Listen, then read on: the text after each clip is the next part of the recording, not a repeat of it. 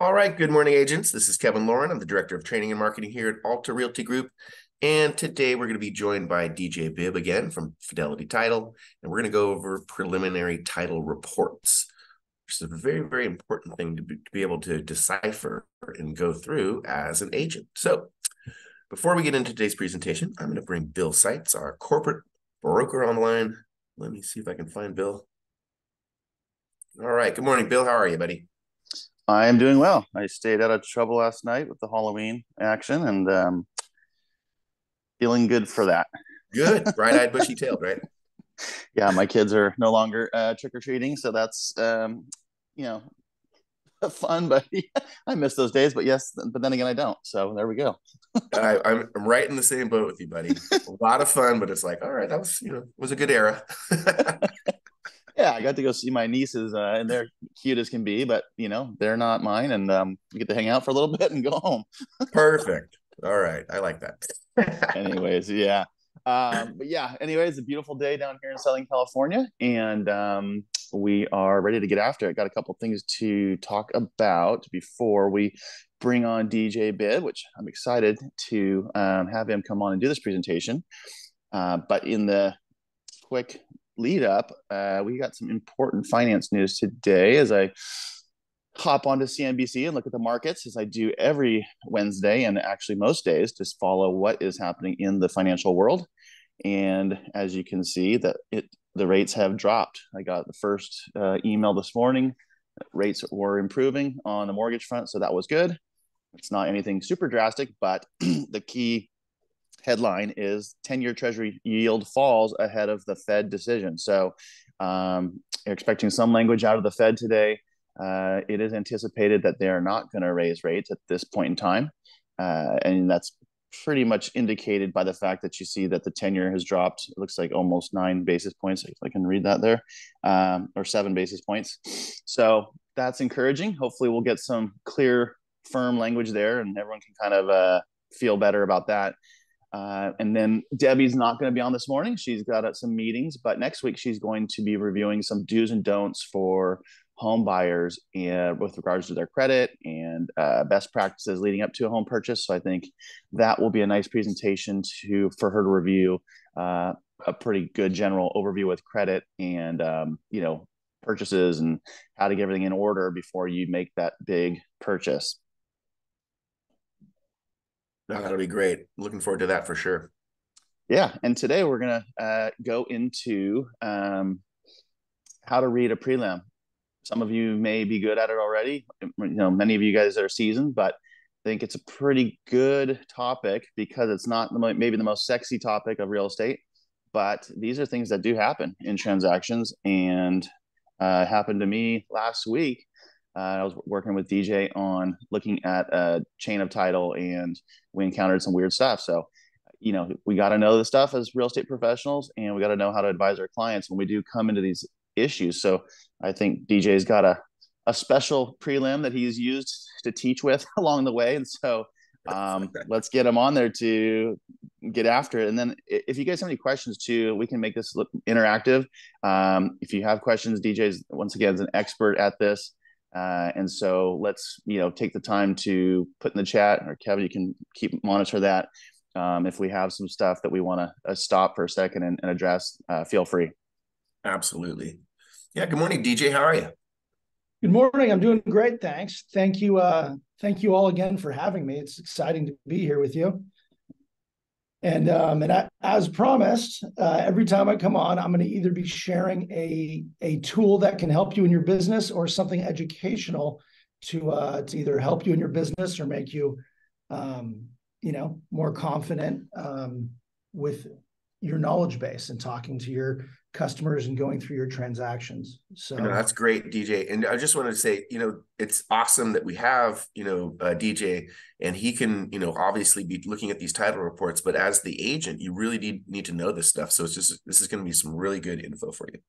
Yeah, this will be a refresher for some of you, and for some of you, it'll probably be a little bit newer.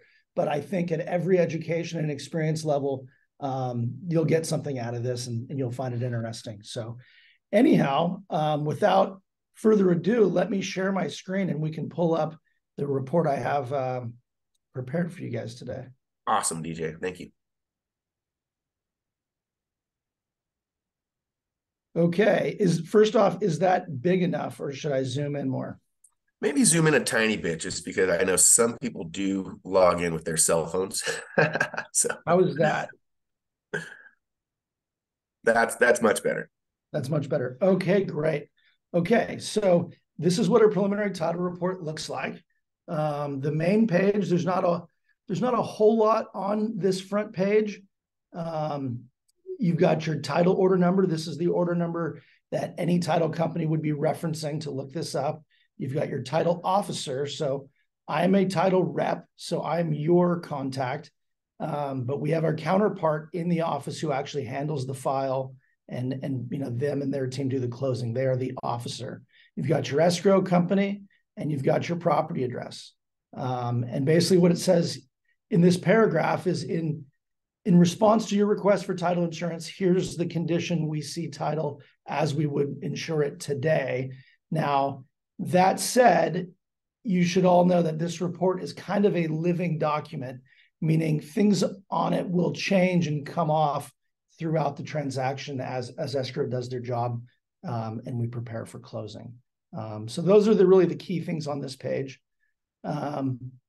Moving on to the next page. Oh, and I wanted to say, I'm going to try to break this into a couple different sections. I'm going to try to identify what you should be looking out for while you're representing a buyer, and then also the types of things to look out for when you're representing a seller, because they can be different.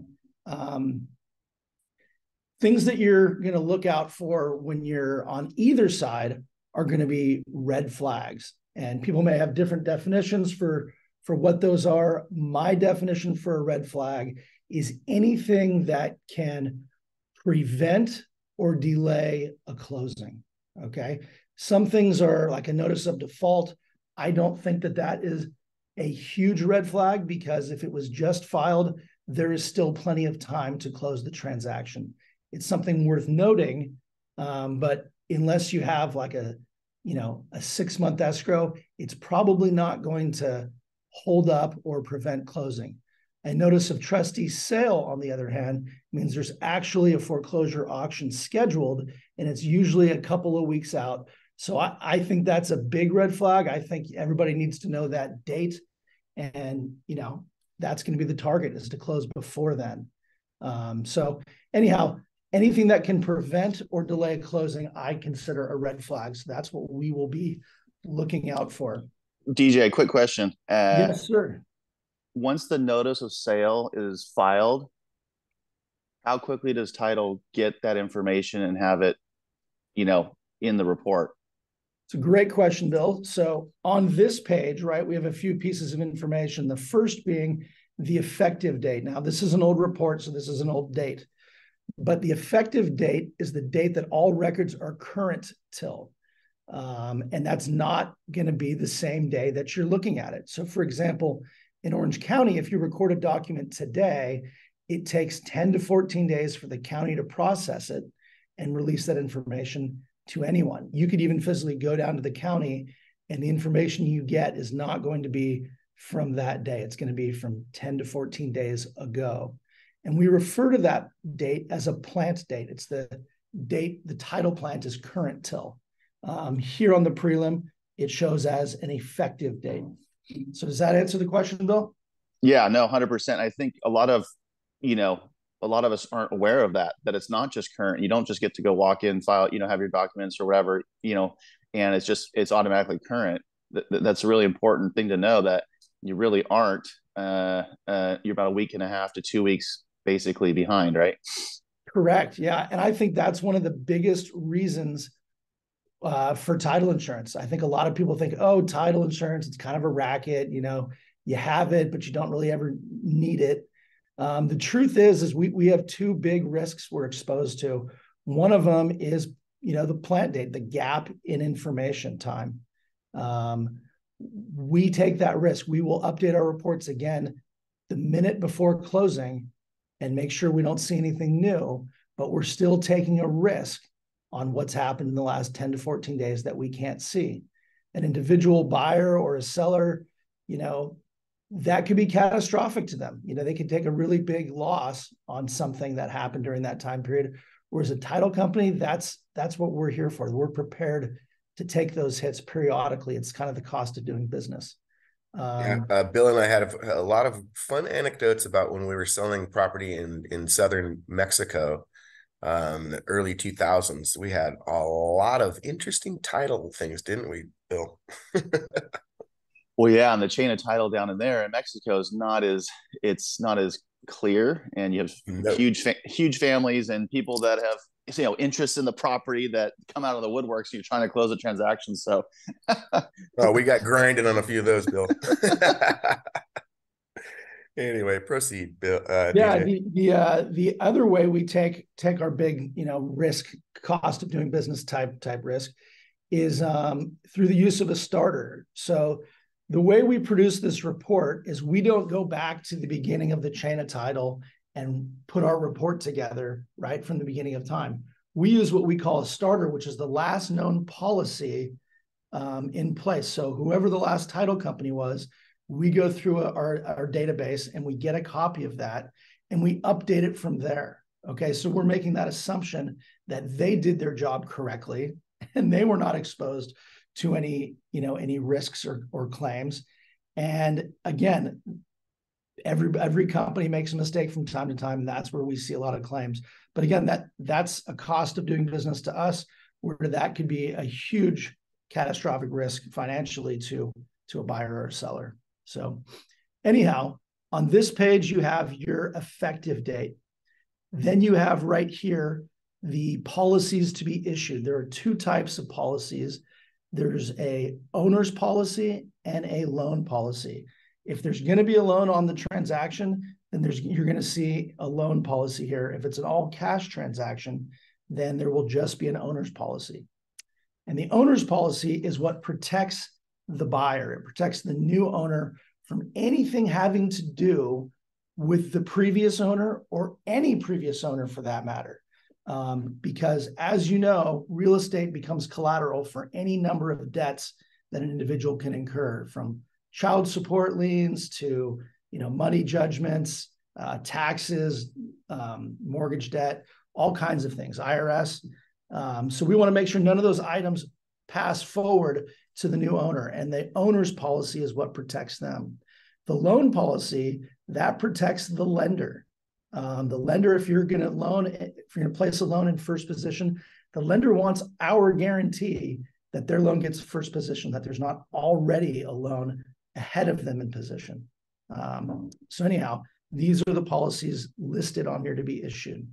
Down here it says a fee as to parcels and easement as to other.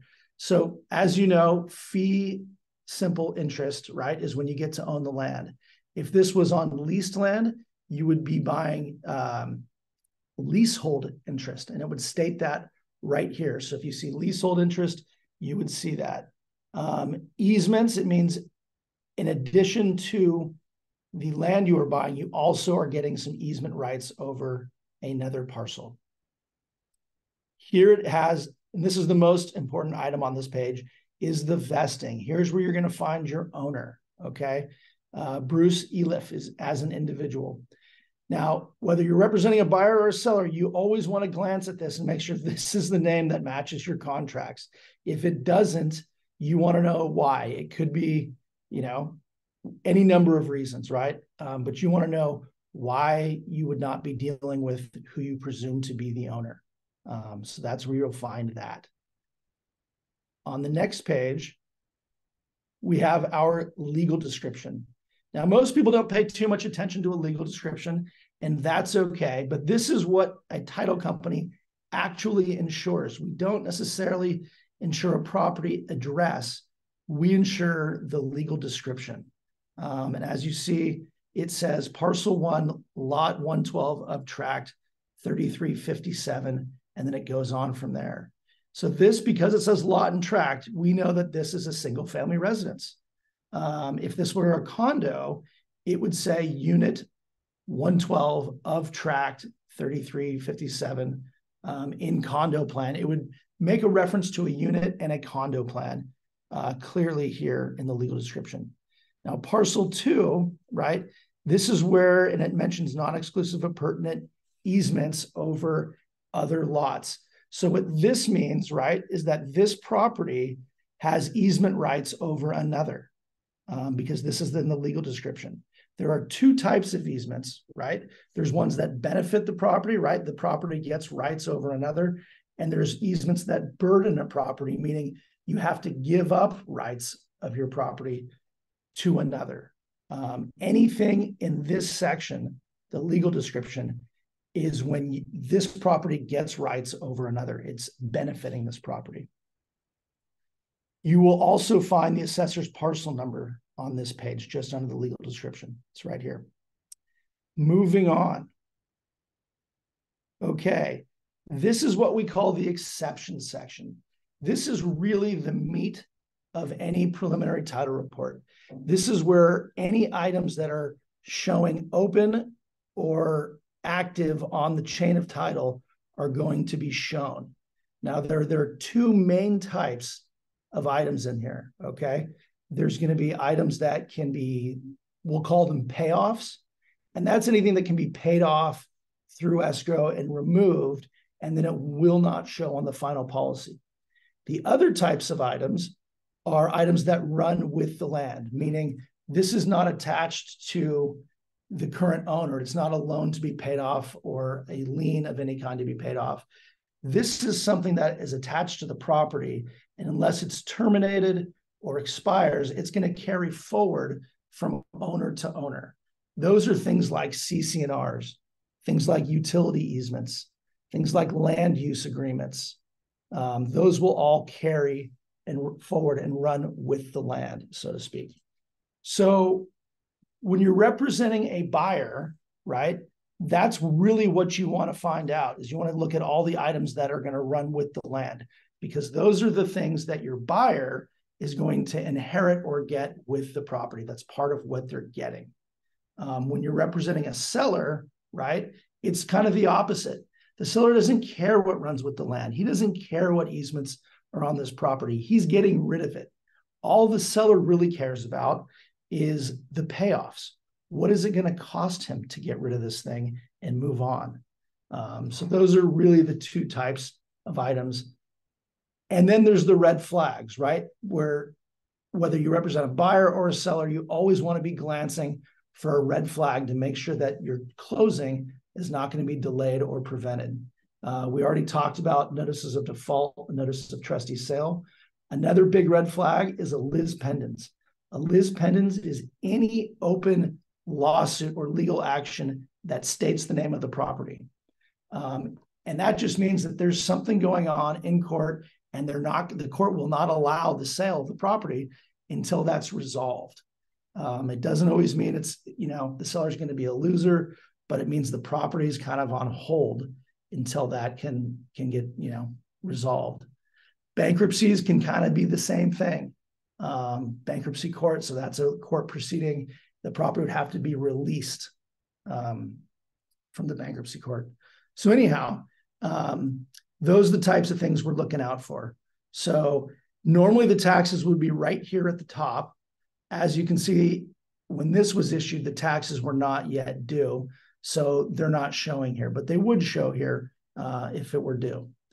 Below here, you see item number 3. Ownership does not include rights of access to this street. So this property has, and it references a map right here. So I forgot to mention, everything on here that's a recorded document will have a link. These are all abstracts of actual recorded documents that show on the chain of title. So we're going to get used to and comfortable with identifying these abstracts.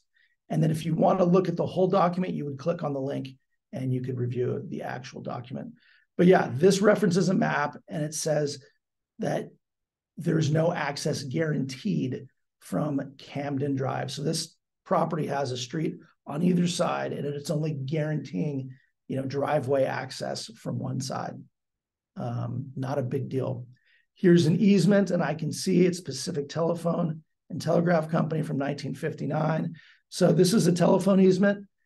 doesn't really concern me if I'm a buyer or a seller, or if I'm an agent. The only thing that would concern me about this easement is that there's a measurement here, right? There's 2 feet northwesternly. So when I see a measurement, I say, okay, can we have these plotted? Because we have the ability to have our engineer put this on a map and highlight it so that everyone can see where it is. Those are kind of the most important things. When you're looking at an easement, you want to understand 2 things. One, is it a general utility easement, or is it a private party easement? If it's a private party easement, that could be a neighbor. You want to understand, who has rights and what are those rights. And if there's a measurement, you want to know where that is so that you can visualize it. So you want to make sure it's not going to affect their use. If they want to put a pool in or something like that, you would want to know where this easement is.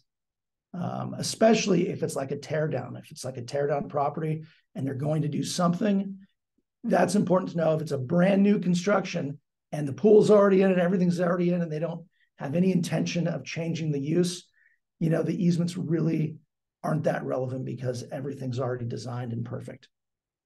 But right here, 2 feet, I'd have that plotted.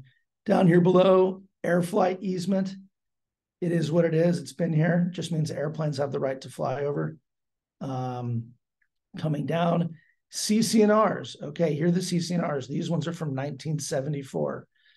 CC&Rs are an interesting thing. One, they always carry forward with the land.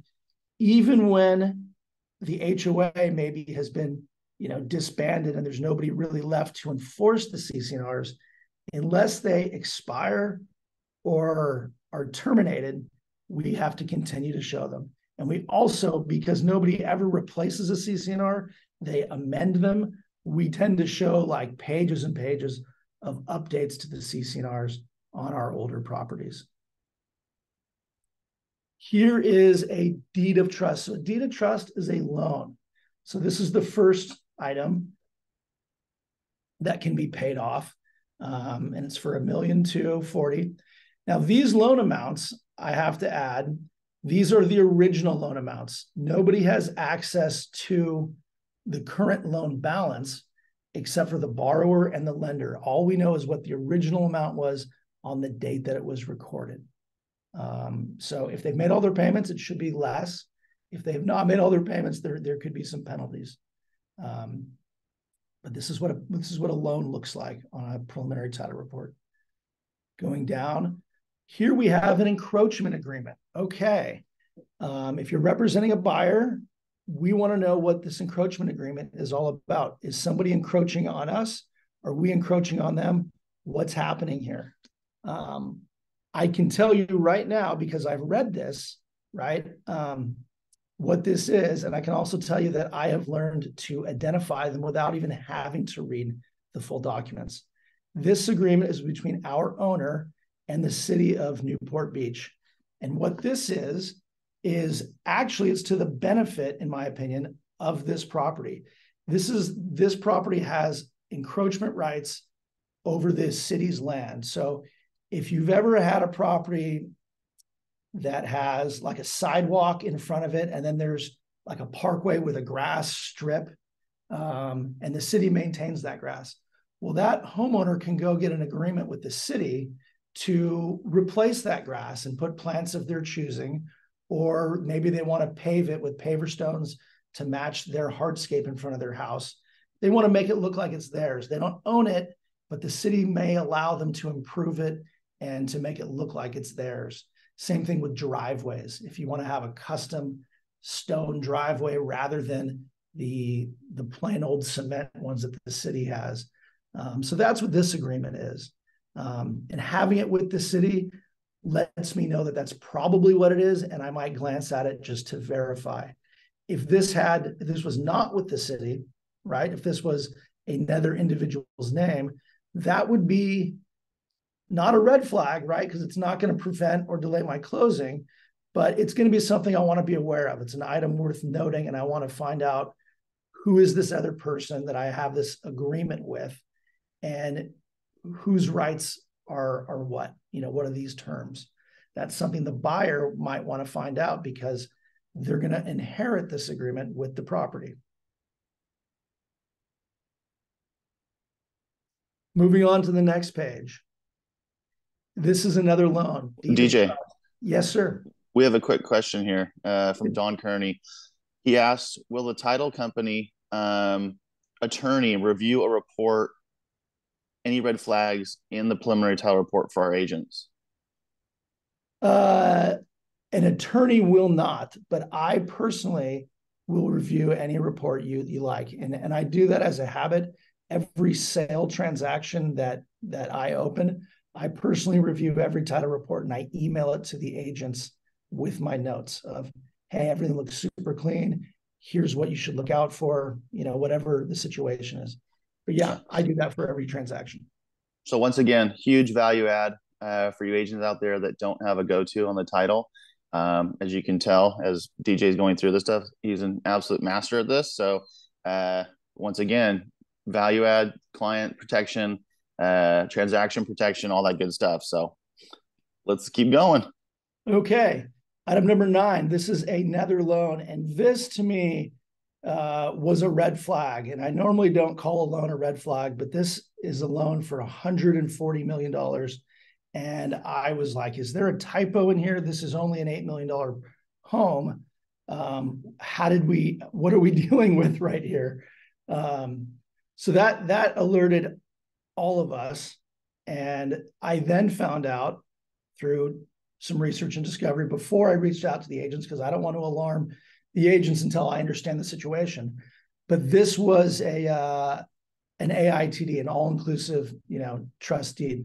This loan was secured against multiple properties that this individual owned, and it actually got released from this loan. So this was going to turn out to not be an issue. But that is normally what you're looking out for. If you see a loan that exceeds the sales price, right, that means you're in a short sale situation. And if you're in one of those situations and you didn't know it, I do consider that a red flag, because now you have a lender that has to agree to that. And as we remember from 2008, that can take a lot of time to push through. But this one ended up not being that big of a deal. They kept the other property secured against it, and they released this one. Moving on. DJ, real quick, Yes. is there, Don Kearney asks, is there a way to bond around a deal if it's not too big in order to close the escrow?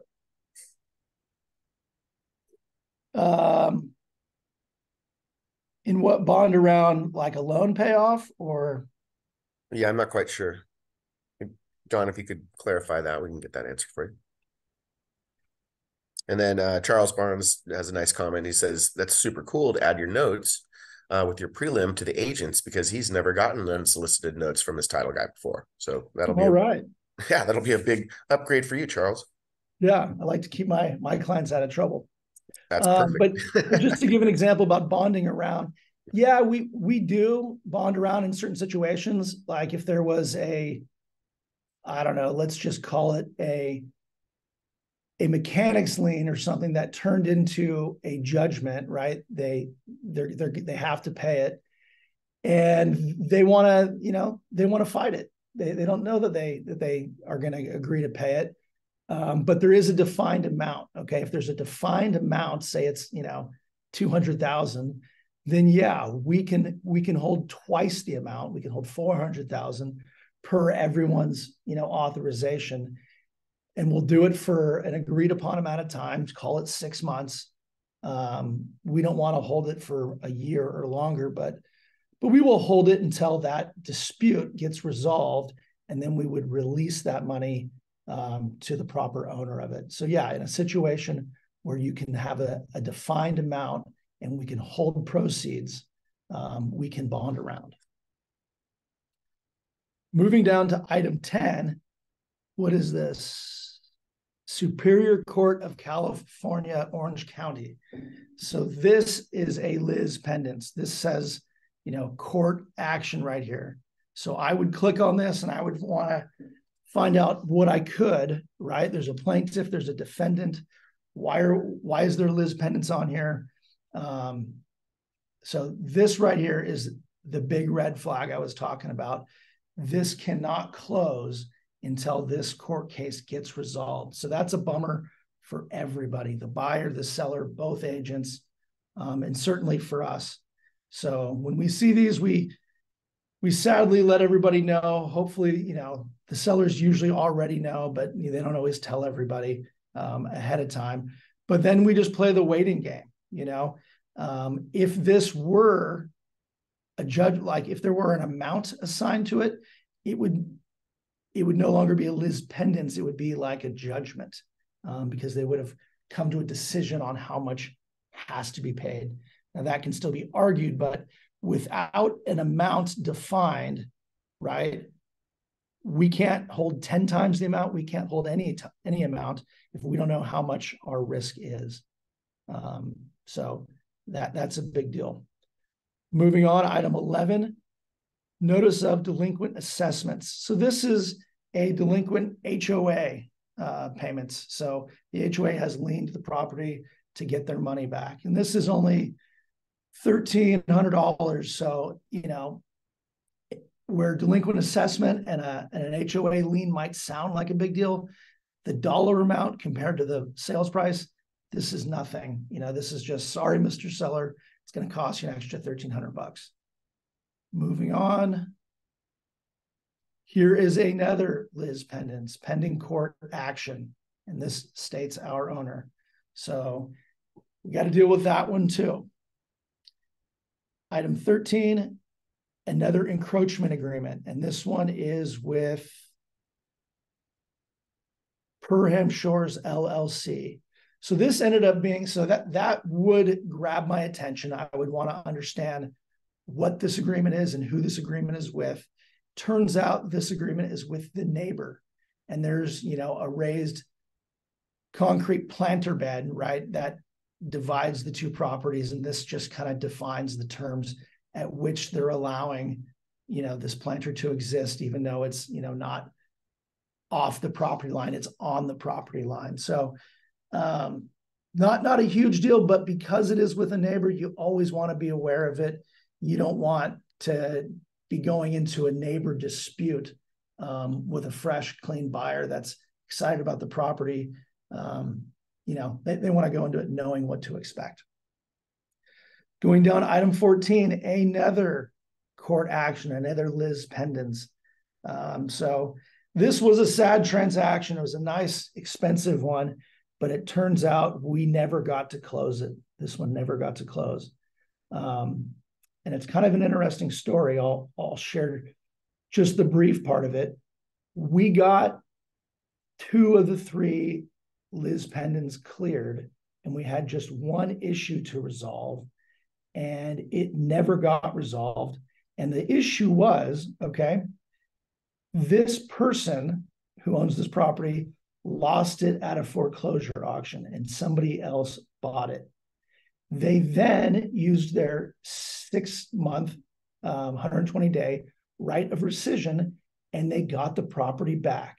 Well, the person who bought it at auction was so upset, they really wanted this property, that they sued this owner over it, over that, that rescission, and they fought it out. And the person who bought it at the auction, they lost, and they appealed, and they lost, and they appealed. Long story short, they got it taken all the way to the 9th Circuit Court of Appeals, which is just below the Supreme Court. There's like a 5-year waiting list just to have your case presented in that court. So that immediately is just like everyone's like at a standstill. You can't do anything for at least 5 years until this case can even be heard by the court. So that's how troublesome, a lis pendens can be. So this one did not have a happy ending. This is quite the colorful prelim. I try to make it one where conversations happen. That's good. It's good. I have a question for you. Yes. Since a lot of these properties in California now have solar, and I know that a lot of people, in these transactions, we have solar agreements, we have unpaid equipment, we have different, there's so many different types of agreements out there. Where would that live? I think that's a UCC1 utility lien, right? Yeah. So if there is solar, it usually attaches to the property as well. So that would show in this section.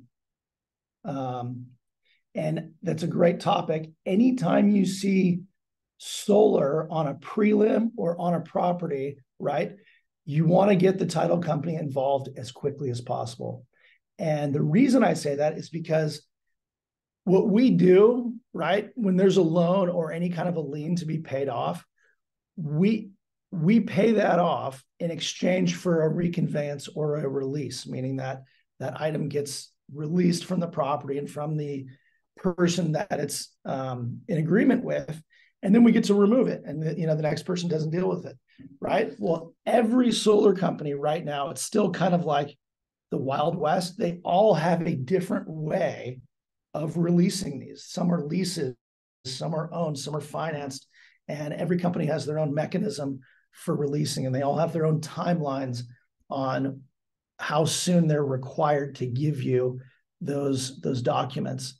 And so whenever you see it, it's worth getting a head start on. So if you're going to take a listing and you see solar on the roof, call me and say, hey, let's find out how we get those released, so it doesn't slow down or hold up our transaction. That's a huge, huge point for everybody to note. Once again, since we're in a state that is pedal to the metal with solar and new construction, and people are now installing these units on their houses, and I've had my own situations just with when we were doing a lot of the refinances. Some of these companies are really easy to work with, and some are a nightmare. And even when we had sold my wife's uncle's place up in the Bay Area, I forget which company it was, but they were an absolute nightmare. I think it took us an extra 2 weeks to get it resolved because they just weren't moving fast, and they were trying to, we wanted proof of the death certificate, and they wanted all these things. It was just so that just, I think that's a great tip, DJs. When you see that, get on that and get in touch with you and make sure we have a solution to keep the timeline intact and not have it kind of spin out of control. Yeah, that's a good one. I'm glad you brought that up, Bill. And that is the end of our exceptions section. Okay, so the exception section, as I said, is really the meat of any title report. After this section, a lot of things are boilerplate. There's a lot of discussion of just the policy. Right here, this is the next section. It's called the requirements section. You can read this if you like. This is really us communicating in writing to escrow, which is why everybody likes to look at the prelim, the buyer and the seller. They look at it as like a disclosure type item. But really, this is our way of communicating in escrow in writing what we're going to need, to close the transaction. Because as you know, there's separation in the tasks of title and escrow. So we give this report to escrow. They then know who the owners are, right? And if it's an LLC, they know, okay, I need entity documents. I need to know who the authorized, signer is. And then we need to get a statement of information from that person. And if they see a loan on here, they know who the lender is, so they can contact the lender and get a payoff statement. And what they do is they then give us, the payoff statement, right? So that we can make the payoff, because we can't make any payoff without a payoff statement. And it's interesting, we're not authorized to talk to the lender. We're just the title company. The escrow officer, they're authorized by the borrower to talk to the lender. So they collect all the payoff statements. They give them to us, where the new buyer's money is coming into. We make all the payoffs so that we can guarantee that they were made. And then, like I said, escrow would prepare the grant deed to transfer title. They give it to us. We're the ones to record it. So we really divide up the tasks. And this title report is how we communicate with escrow everything that we're going to need. And so they can't do their job without it. And we can't close anything without getting everything back from them. But that's what this requirements section is. Moving on, there are just many, many pages of, wire fraud alert. There's pages of discussing different policies, not even the policies necessarily to be issued on this transaction, but they're going to go over some boilerplate items having to do with all of our policies. So there's really not a lot else in the report past the exceptions section. There will be a plot map. It's usually the last page or the last couple pages, and this will show you, where the property is. So that is really it, without getting into too much minutia. No, that's great, DJ. It's been an absolutely really well explained. We had kind of done this, I think, a year or so ago, and I don't think it came across as well. So it's really nice to have you come on and run through this. I think, like I said in the beginning, title is not the sexy part of real estate, but it's the necessary part to understand, at least at a fairly high competent level. And then there's, people like yourself who are assets to our business that can help when these situations or red flags arise. Absolutely. One thing I want to add is I get a common question is, when is the best time to order a preliminary title report? So I wanted to cover that. In my opinion, the best time to order one is as soon as you've signed a listing. Typically, you negotiate through your contract who the title company is going to be, and then escrow goes ahead and they open the title order. But I think it's actually a better idea if you're taking a listing. The listing agent tends to have more control. Choose your title company at the time you take the listing. Have them go ahead and start the title report. That way you can go into the listing period knowing all the information.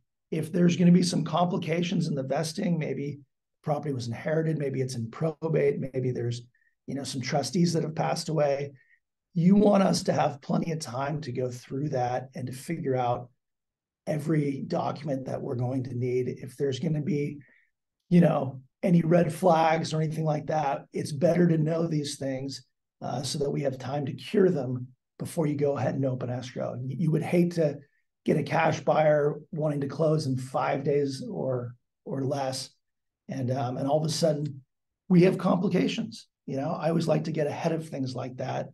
Also, if a property hasn't been searched in, say, 20, 30, 40 years, there may not be a starter readily available. So in those situations, it takes a week, sometimes even 10 days to do all the work and produce the prelim. And so again, if you're in an escrow and you have got a tight timelines, there's no point in waiting for a title report when we could have gotten a head start on it. So anyhow, that's that. I always like to get them going as soon as possible.